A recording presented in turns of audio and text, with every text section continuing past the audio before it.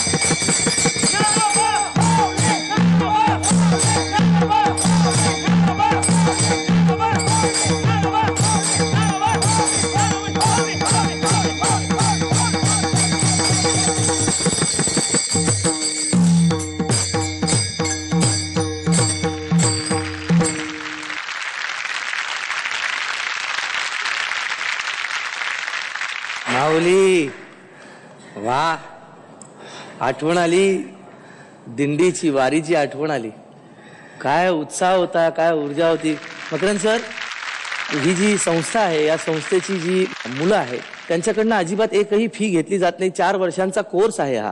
अरे हो, याच्यामध्ये या मुलांना माधुकरी मागून उपजीविका चालवावी लागते त्या 4 वर्षाच्या काळात. आणि आळंदीत आजही माधुकरी मिळते, कुठल्याही घरात तुम्ही गेलात तरी. वा वा वा वा.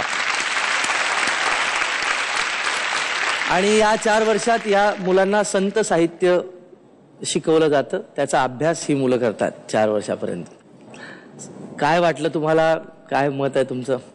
मला आधी 1-2 प्रश्न आहेत की भक्तीमध्ये नाचणं मी समजू शकतो की ते बेभान होऊन आपण देवाच्या ध्यानात आपण नाही का, पण त्यातले हे जे खेळ आहेत मला हे कुठेतरी खेळ दिसले यातले. हो, हे खेळ असायचं कारण काय? आपण आता ज्यावेळेस आळंदीपासून पंढरपूरला जातो त्यावेळेस विशेषतः ज्ञानोबा तुकोबांच्या जयघोषामध्ये आपण आळंदीपासून पंढरपूरला जातो. ह्या 18 दिवसामध्ये सगळे भाविक, सगळे वारकरी कशाचीही पर्वा न करता, ऊन पावसाची पर्वा न करता, अत्यंत प्रतिकूलतेमधून त्या प्रतिकूलतेला विसरण्याकरता एक वेगळ्या प्रकारचे खेळ, मग पुढे जाऊन भारूड असतं, मग फुगडी असते, रिंगण असतं, हे सगळे प्रकार त्याच्यामध्ये खेळले जातात. मला एवढंच फक्त माहिती करून घ्यायचं होतं. आणि मला याची गंमत काय वाटते की आपण प्रतिकूलताही येणारच, कारण का आपण जितकं त्याच्या तेवढं आता 17-18 दिवस चालायचं म्हणजे काही गोष्ट आहे, पण त्याच्यासाठी पण खेळ आहे, खेळ आहेत. हो, आणि त्याच्यासाठी पण मनोरंजन आहे. पण तरी सुद्धा त्यातला हा जो कलेचा भाग आहे त्याच्याबद्दल जर बोलायचं झालं तर तुमचं एक कॉर्डिनेशन होतं. टाळ जी आहे ती छान वाजली, नंतर पखावज तेही फार छान वाजलं, आणि तुमच्या सगळ्यांचा त्याच्यातला एक जल्लोष होता तो खूप खरंच चांगला होता. आणि मला फक्त आवडलं असतं अजून ऐकायला थोडंसं ज्ञानबा तुकाराम, म्हणजे तो कानात एक राहतो, तो ज्ञानबा तुकाराम माझ्या कानात नाही राहिला, त्याच्याबद्दल थोडासा विचार करा. आणि चेहऱ्यावर थोडंसं स्माइल असायला हवं, नाही का? तर ते जे आहे ते तुम्ही त्याच्यातनं ठेवा पुढच्या वेळी. हा, नक्की लक्षात ठेवा. असं वाटू दे तुम्ही की इकडनं खरंच तुमची वारी चालली आहे. नक्की. पण बाकी मस्त. मुग्धाला काय वाटलं? मला तुमचं हे नाच बघून एक वारीची आठवण झाली, आणि तुमची एनर्जी सगळं जसे मकरंद सरांनी म्हणलं तशी वाढवा अजून. असंच समजा की तुम्ही वारीला चाललाय, पंढरपूरला चाललाय, आणि फक्त खूप छान, मला खूप छान वाटलं. Thank you very much. धन्यवाद. पण गंमत ही आहे बरं का मकरंद सर, वारीमध्ये गेल्यानंतर जे कोणी असेल समोर, त्याचं वय काय, त्याचं आर्थिक सुबत्ता किती, काय कोणी काही विचारत नसतं. दिसला माऊली माऊली खरंच. आणि एकमेकांना नमस्कार करतात. ही किती सुंदर गोष्ट आहे. आणि माऊलीकडे जायचंय आणि जाताना प्रत्येक माणसामध्ये माऊली दिसते, असा त्या मागचा उद्देश. किती सुंदर गोष्ट आहे ही.